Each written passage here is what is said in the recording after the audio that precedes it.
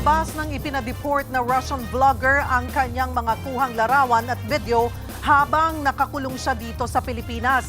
Kabilang dyan ang larawang may sigarilyo siya sa bibig. Pero giit ng Bureau of Jail Management and Penology o BJMP, walang nailusot na cellphone o camera ang kontrobersyal na vlogger. Nasa frontline ng balitang yan, si Gerard de la Peña.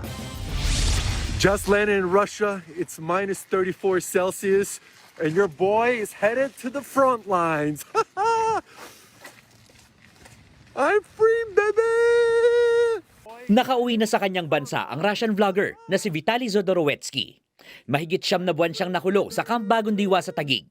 Matatanda ang inaresto si Vitaly sa labas ng kanyang hotel sa Pasay, Abril noong nakaraang taon, matapos niyang mambastos ng mga Pinoy for the content sa BGC sa Taguig.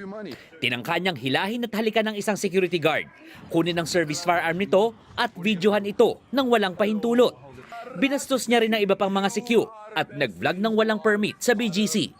Sa huli, idineklarang undesirable alien ng Bureau of Immigration si Vitaly. Blacklisted o bawal na rin siyang tumapak kailanman dito sa Pilipinas. Ngayon nasa Russia na si Vitaly, ipinost niya sa Instagram ang kanyang mga naranasan habang nasa kulungan. Sa caption, sinabi niyang halos 300 araw siyang kasama ang mga daga at ipis. Tiniis din daw niya ang sobrang init. Giit niya, quote-unquote, "They really tried to break me, but it built me." Sa post pa ni Vitaly, makikitang may sigarilyo siya sa bibig habang nasa kulungan. Enjoy, mate. Ipinakita niya rin ang kanyang pagkain. Meron ding mga litrato si Vitaly kasama ang ibang preso habang hawak ang Biblia. Dokumentado ang kanyang journey sa kulungan.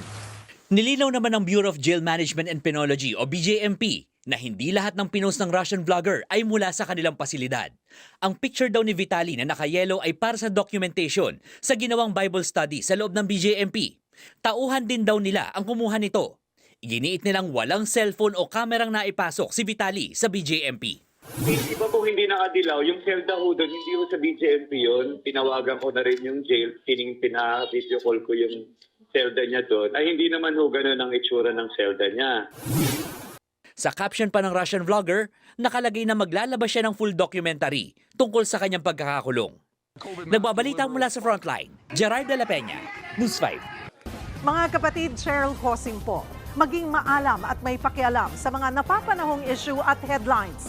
Mag-follow at mag-subscribe na sa social media pages ng News 5.